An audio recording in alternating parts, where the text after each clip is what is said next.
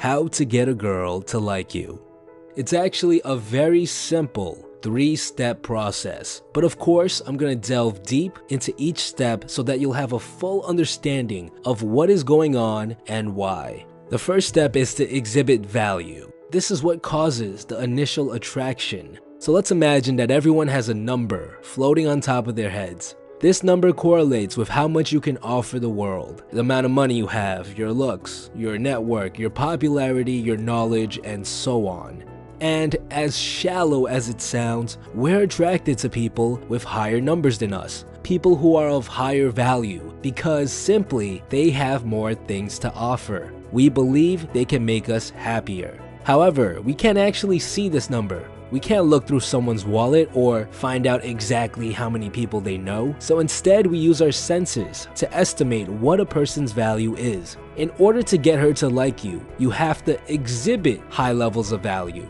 Now, this doesn't necessarily mean you need to have tons of money or a nice looking car or a six-pack. All of those things do scream value and they absolutely will help, but there are 2 traits that scream high value more than any other trait out there. And the first is social proof. Let's say you see someone with a ton of friends. You think to yourself, wow, he must be a great person.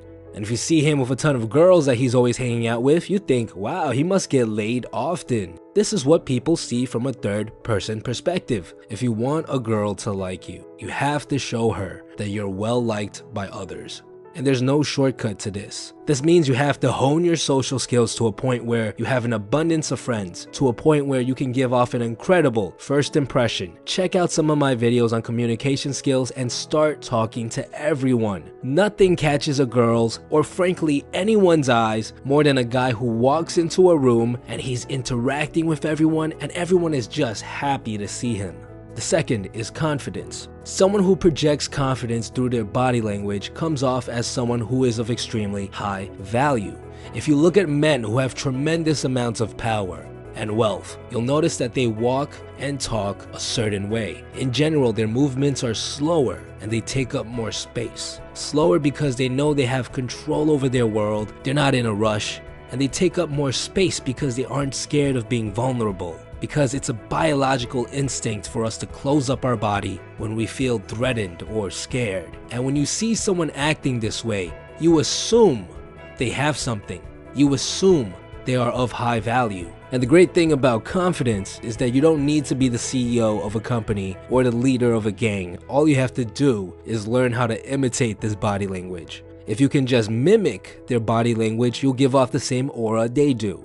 You might say, well, I can't fake it. I don't want to lie to myself. I don't want to pretend that I'm confident in myself when I have nothing to be confident about. Well, confidence is a state of mind. There's no prerequisite that you need to meet in order to be confident or act confident. You could be a starving, unemployed kid who lives in his mother's basement and have a ton more confidence than someone who makes 6 digits. And upon meeting you, people will find you more attractive. Of course, only if you teach yourself how to do it. I'll do a video about confident body language and how you can adopt it, and I'll put a link here. The second step to getting a girl to like you is to exhibit desire, and this is what causes the seduction. This step is actually the make it or break it step for most guys out there. So you don't have to have sky levels of value for a girl to find you attractive. What you do need, however, is the ability to show her that you're interested in her. See, a woman will separate every man she meets into one of 3 different categories. The first is the yes category. This is for men that she's willing to sleep with and date.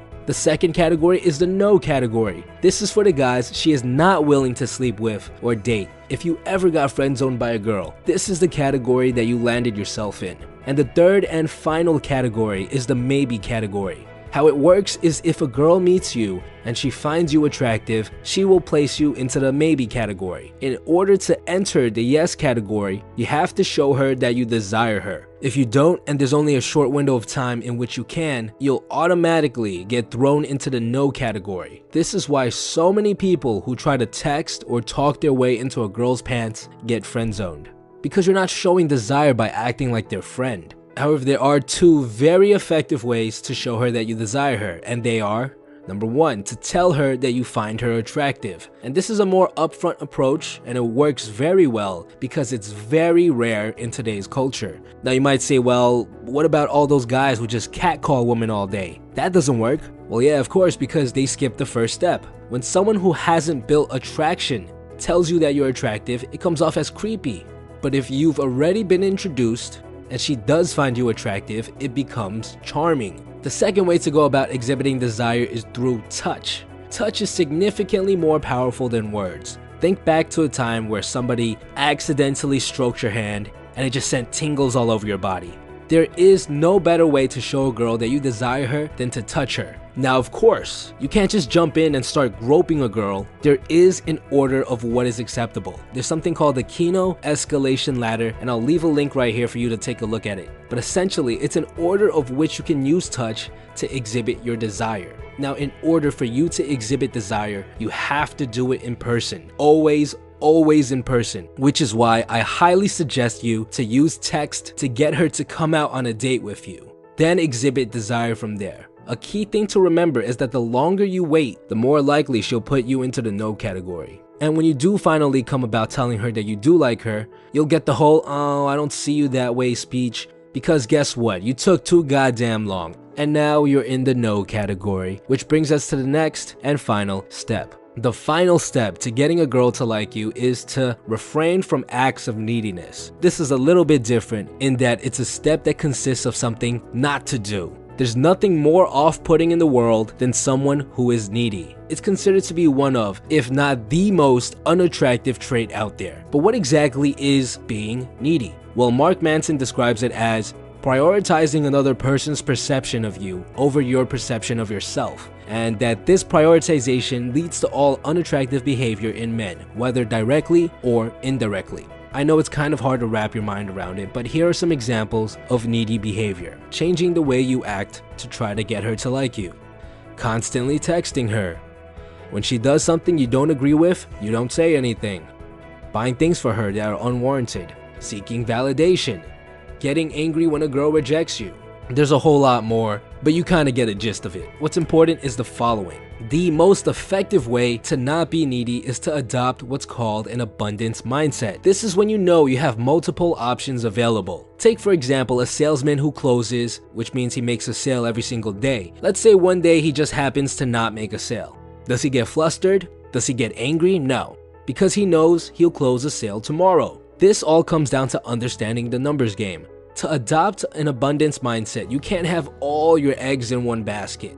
Because if you do, then that one basket becomes precious and signs of neediness will appear. Never limit yourself to one girl unless you're dating her.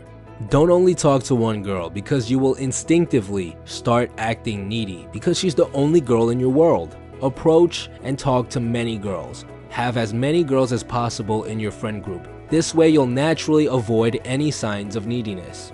When someone needy expresses desire, he becomes creepy. When someone who is not needy expresses desire, he becomes charming. It's a fine line, but a very distinctive one. And that's it. These are the 3 steps that you need to achieve in order to get her to like you. Show signs of high value, then immediately show her that you desire her, and no matter what, avoid becoming needy. Because if you do, it's game over. If you found value in this video, I'd suggest you check out some of my other videos on dating and relationships, or some of the ones on improving your communication skills. Remember guys, anything can be learned and anyone can learn them. No matter how poorly you view yourself, I assure you that this stuff can be learned and eventually mastered.